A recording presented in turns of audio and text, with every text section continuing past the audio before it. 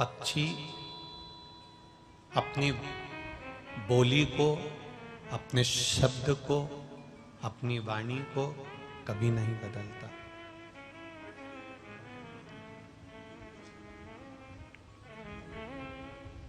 पक्षी अपनी वाणी को, अपने शब्द को कभी नहीं बदलता।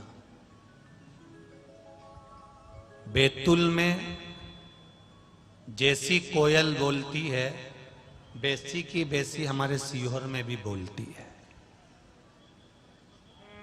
बोलो री जी सही है। और तुम अपने मायके में जाकर सुनना, जैसी बैतूल में बोल रही वैसी तुम्हारे मायके में भी बोल रही। कश्मीर से लेकर कन्याकुमारी तक कोयल एक जैसा बोलती है। बोलो री बोलो जी। डिजाइन चेंज करती है? नहीं। कश्मीर से लेकर कन्याकुमारी तक कोयल एक जैसी बोलती है। कश्मीर से लेकर कन्याकुमारी तक शेर एक जैसा बोलता है, कौवा एक जैसा बोलता है, मेंढक एक जैसा बोलता है। पर कश्मीर से लेकर कन्याकुमारी तक केवल इंसान एक ऐसा है जो ना जाने कैसा कैसा बोल देता है। इसका भरोसा। उनका शब्द और अपने शब्द में अंतर है।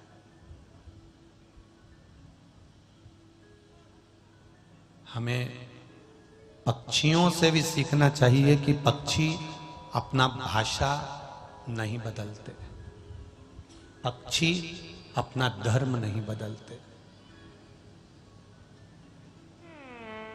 पक्षियों ने ना अपनी भाषा बदली है, पक्षियों ने ना अपना धर्म बदला। केवल एक इंसान, केवल एक मनुष्य, केवल एक मानव, केवल एक मानव शरीर, केवल एक मनुष्य ऐसा है जो बार बार बदल जाता है।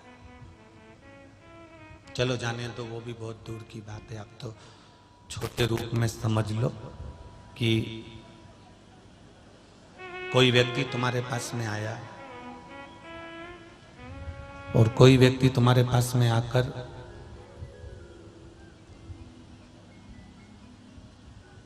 तुमसे 50,000 रुपए उधार लेकर चला गया। समझना जरा भाषा, कितने हजार लेकर गया? जम के बोलो जरा। 50,000 रुपए तुमसे उधार लेकर गया। क्या किया उसने? बुआ जी 50,000 रुपए दे दो, बहुत तकलीफ में हूं, बहुत तकलीफ। भैया 50,000 रुपए दे दो, मैं बहुत कष्ट में हूं। जी 50,000 रुपए दे दो, मैं बहुत तकलीफ में हूं। कितना उसने हाथ जोड़ा, पांव पड़ा, कितनी विनती करी, कितना निवेदन करा, गिड़गिड़ाया, रोज तुम्हारे यहाँ आया, तब तुम्हें दया आई और तुमने उसको 50,000 रुपए दे दिए। ठीक है?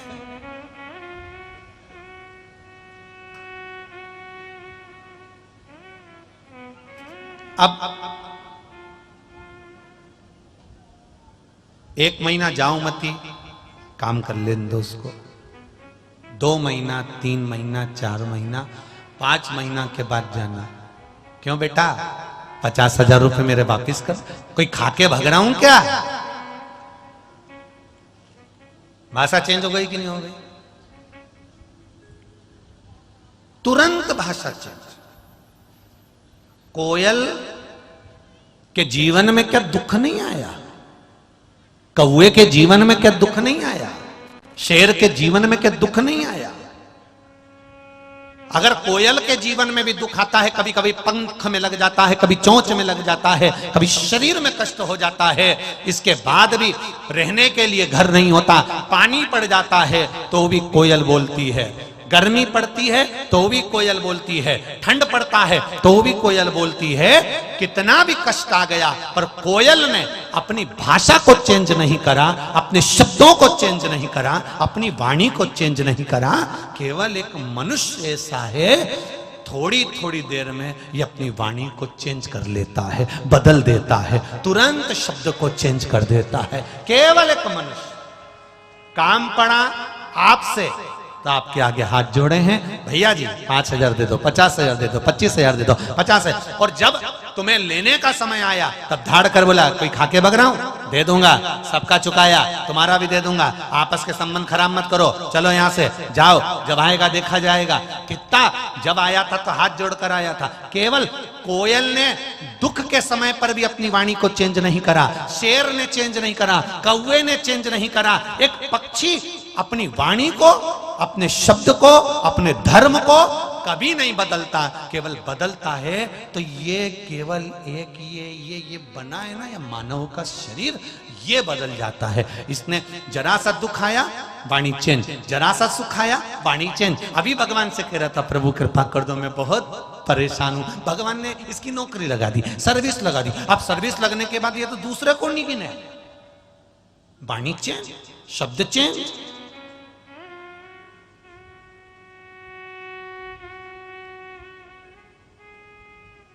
हमें पक्षी से भी सीखना है कि सुख और दुख तो जीवन भर चलेंगे, हानि और लाभ पूरी जिंदगी भर चलेगा, सत्ता और वैभव पूरे जीवन भर चलेगा। कभी सत्ता है कभी नहीं है, कभी वैभव है कभी नहीं है, कभी धन है कभी नहीं है, कभी दुख है कभी सुख है, ये सब कुछ चलेगा।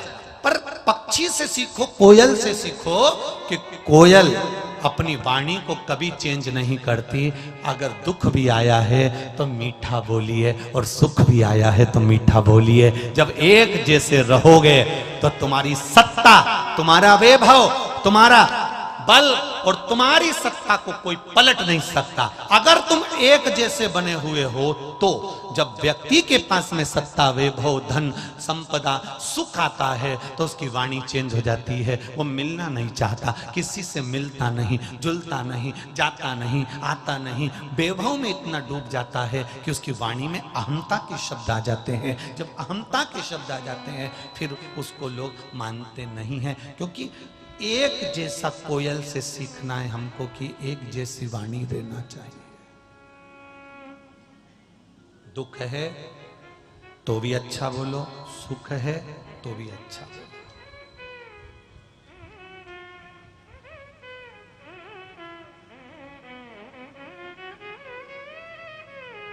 एक एजेंसी थी, दूसरी एजेंसी ले ली। एक गाड़ी थी, दूसरी गाड़ी ले ली। एक बंगला था, दूसरा बंगला ले लिया। हम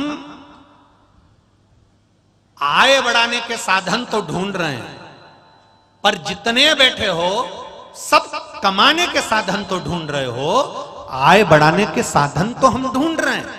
पर हम में से कोई ऐसा है जो आय के साथ में ये विचार करे कि मेरी आयु भी बढ़े? क्योंकि आय बढ़ जाएगी, धन बढ़ जाएगा और उम्र कम होती चली जाएगी। तो ईमानदारी से बताओ, वो डनलप के गद्दे पे कौन सोएगा? एसी के रूम में कौन सोएगा? 25 लाख की गाड़ी में कौन घूमेगा? जब आय बढ़े तो आयु बढ़ाने का प्रयास करना कि आय तो मेरी बढ़ गई, मेरे 4 पेट्रोल पंप हो गए, गाड़ी हो गई, बंगला हो गया, जमीन हो गई, जायदाद हो गई, सत्ता हो गई, वैभव हो गया, मेरे पास में इतना वैभव हो गया, इतनी सत्ता हो गई, इतनी गाड़ी हो गई, पर अब मेरी आयु कैसे बढ़े? तो याद रखना, आय बढ़ाने के साथ में आयु बढ़ाने का विचार करना। और आयु केवल एक चीज से बढ़ सकती है, वो है गरीब से गरीब, साधारण सा साधारण व्यक्ति के जीवन में काम आना सीख जाओ, आपकी आयु बढ़ना प्रारंभ हो जाए। आप साधारण से साधारण व्यक्ति के दुख में शामिल होना सीख जाओ, आपकी आयु बढ़ जाएगी।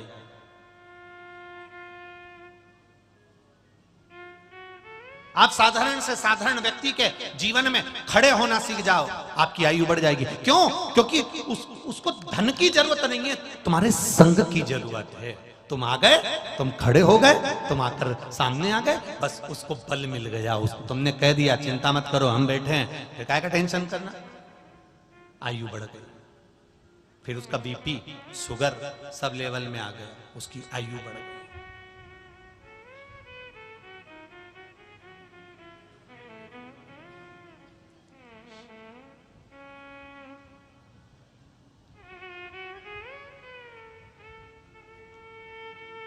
कई लोग चिल्ला चिल्ला कर कहते हैं हमने गरीबों को भोजन दिया, या हमने गरीबों की बेटी की शादी कराई, या हमने गरीबों के लिए ये करा।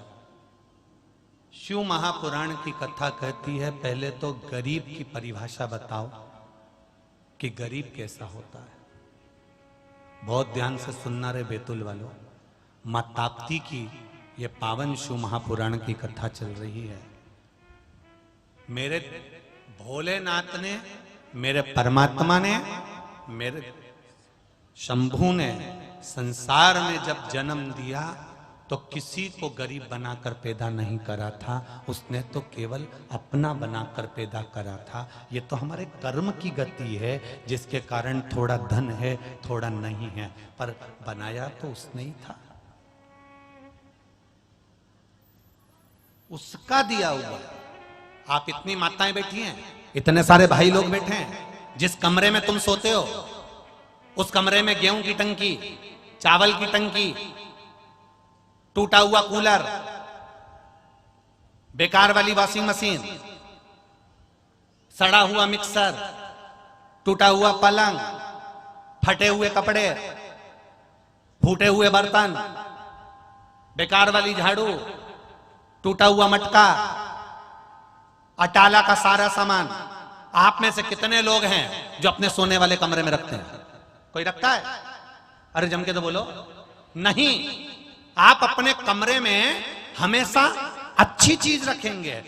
गुलदस्ता, फूल, फोटो, आपका फोटो, अपना फोटो, पति का फोटो, संसार का जो कुछ भी रखोगे, अच्छी क्रीम से क्रीम चीज, अच्छे से अच्छी चीज आप अपने कमरे में रखते हो। कोई अटाला अपने कमरे में नहीं रखता। जब आप अपने कमरे में अटाला नहीं रखते तो भगवान अपनी पृथ्वी पर अटाले को क्यों रखेगा? वो भी नहीं भेजता अटाला। जित्तों का जन्म देता है मेरा परमात्मा, कोई अटाला नहीं है, कोई गरीब नहीं है। जो छाती ठोक ठोक कर कहते हैं कि हम गरीबों की 50 बेटी की शादी कराएंगे, 40 बेटी की शादी कराएंगे, 70 बेटी की शादी कराएंगे, उनको कहने से पहले सोचना चाहिए कि गरीब कौन है, गरीब की परिभाषा क्या है।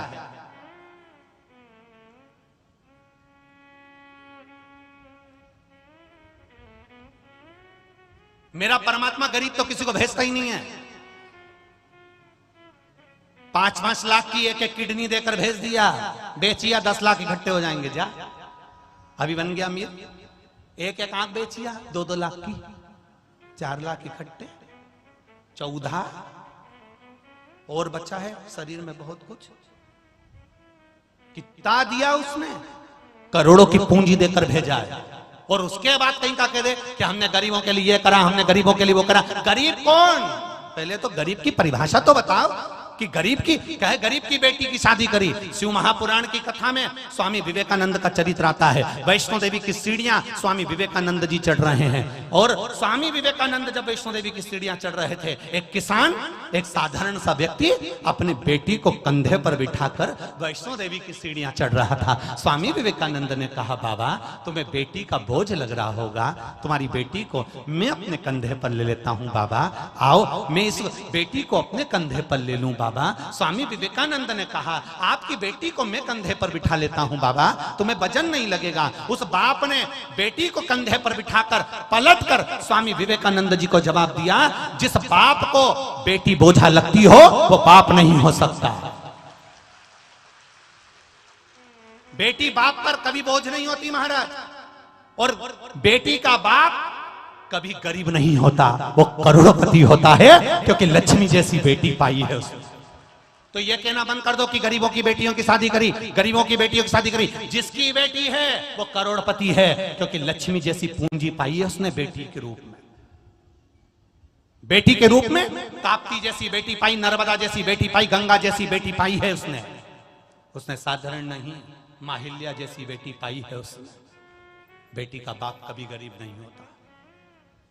अगर बेटी देने वाले ने बेटी दी है तो विवाह का खर्चा भी वही उठाने की सामर्थ्यता रखता है। कब उठा लेगा मालूम नहीं पड़ेगा। तुम ये क्यों कहते हो कि गरीबों की लड़कियों की शादी कर दो? हमने 50 गरीबों की बेटियों की शादी करी, हमने 100 गरीबों की बेटियों की शादी करी। कौन गरीब? संसार में गरीब कौन? उसको पहचानो तो। मेरे महादेव की कथा कहती है, देवादिदेव महादेव की कथा कहती है, संसार में परमात्मा कहते हैं मैंने किसी को साधारण बनाकर नहीं भेजा, अगर मेरी पृथ्वी पर उसको रखा है तो कीमत वाला बनाकर भेजा है। बस उसको मैंने हीरा बनाकर भेजा है। थोड़ा सा उस पे पानी पड़ेगा और हीरा चमक जाएगा, थोड़ा सा कर्म का प्रभाव करेगा, थोड़ा सा मेहनत करेगा, थोड़ा सा काम करेगा, थोड़ी सी कर्म की गति को बढ़ाएगा, थोड़ी सी मेहनत बढ़ाएगा, तो वो हीरा चमकने की सामर्थ्यता छोटे से छोटे बच्चे में भी है। उसको चमकाओ। भगवान ने सबको हीरा बनाकर भेजा, तुमको चमकना है तो थोड़ी मेहनत करना पड़ेगी, कर्म करना पड़ेगा। तुम सोचो कि केवल महादेव बाबा पर मैंने जल चढ़ा दिया और काम नहीं करूं, मैं तो घर में पड़ा रहूं, तो नहीं।